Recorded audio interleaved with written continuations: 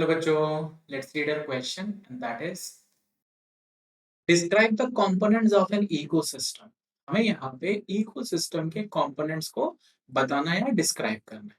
सो जब भी हम इकोसिस्टम की बात करते हैं, इकोसिस्टम इंटरैक्शन है किसका? Abiotic components and biotic component, या फिर आप कह सकते हैं एबायोटिक फैक्टर्स और बायोटिक फैक्टर्स का इंटरैक्शन। जब भी इकोसिस्टम की बात होगी, हमें इन दोनों कंपोनेंट्स या इन दोनों फैक्टर के बारे में बात करनी है। एंड यहाँ पे हो क्या रहा है इवेंचुअली इकोसिस्टम के रिगार्डिंग, ये इन दोनों का इंटरैक्शन है।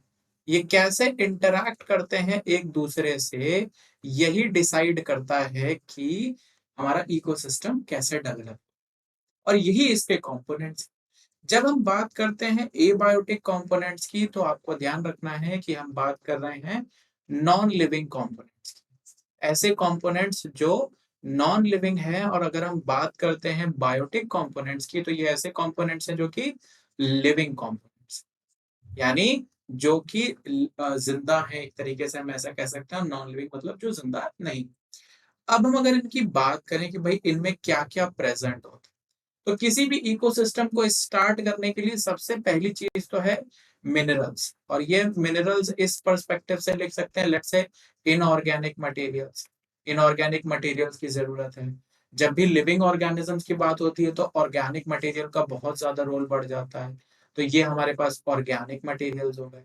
इसके बाद क्लाइमेटिक कंडीशंस हो गई, या फिर हम कहें एक्सटर्नल कंडीशंस हो गई, जो एक्चुअल एबायोटिक फैक्टर है। Like here you can take the example of soil, you can take the example of water, you can take the example of sun.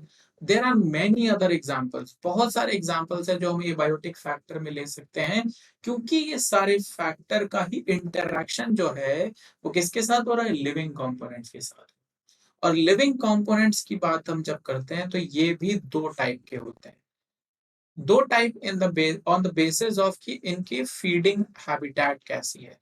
तो एक तो होते हैं हमारे ऑटोट्रॉपिक ऑर्गेनिजम्स, एक हो गए हमारे ऑटोट्रॉपिक ऑर्गेनिजम्स, या फिर आप इनको simply autotrophic is basically on the basis of nutrition, हम टर्म इनको दे देंगे ऑटोट्रॉफ्स। और जो दूसरे हैं वो हमारे हैं हेट्रोट्रॉफ्स, यानी ऐसे ऑर्गेनिज्म जो अपना खाना खुद बनाते हैं, उनको हम बोलते हैं ऑटोट्रॉफ्स, और जो दूसरों पर डिपेंड रहते हैं उनको हम बोलते हैं हेट्रोट्रॉफ्स। इसके अलावा एक बहुत इंपॉर्टेंट कैटेगरी है इन दो कैटेगरी के अलावा, जिनको हम बोलते हैं डीकम्पोजर्स।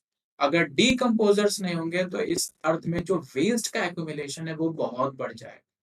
तो ये तीन कैटेगरी, या फिर हम कहें ये तीन बेसिकली इंपॉर्टेंट टाइप के ऑर्गेनिजम्स हैं, जो कि लिविंग कंपोनेंट या बायोटिक कंपोनेंट्स में प्रेजेंट है। अगर हम हेट्रोट्रॉप की बात करें, तो ये फर्दर डिवाइड हो जाता है वेरियस पार्ट्स में। सो देयर आर हर्बीवोर्स, जिन्हें आप जनरली प्राइमरी कंज्यूमर कहते हैं। देन देयर आर ऑमनीवोर्स, जिन्हें हम जनरली सेकेंडरी बेसिकली कंज्यूमर्स कहते हैं। And then there are carnivores, फिर हमारे पास कार्निवोर्स जिन्हें हम टर्शरी कंज्यूमर्स कहते हैं। सो हेट्रोट्रॉप्स में आपको ये भी मिलेंगे।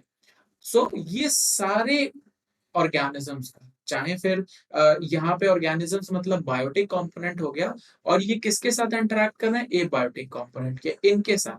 Let's say if you talk about the autotroph, तो ऑटोट्रॉफ मतलब प्लांट्स। प्लांट्स को चाहिए सॉइल, वाटर, सन और मिनरल्स। ये नहीं होंगे तो प्लांट्स अपना जो प्रोसेस है, या चाहे फिर वो ग्रोथ हो चाहे फोटोसिंथेसिस हो, नहीं कर पाएगा। तो ऑब्वियस सी बात है, इंटरेक्शन बहुत जरूरी है। प्लांट्स नहीं होंगे तो ये हेट्रोट्रॉप्स जो है ये ही नहीं रहेंगे जिंदा, कोई काम ही नहीं हो पाएगा। और अगर ये दोनों नहीं होंगे, तो डिकम्पोजर्स का रोल क्या है? वो सॉइल को तो कंज्यूम नहीं करने वाले, वो कंज्यूम करते हैं organic matter. Organic matter present है यहाँ पे। इसीलिए इन सब का इंटरेक्शन ही एक इकोसिस्टम बनाते हैं। I hope this will help you. Thank you.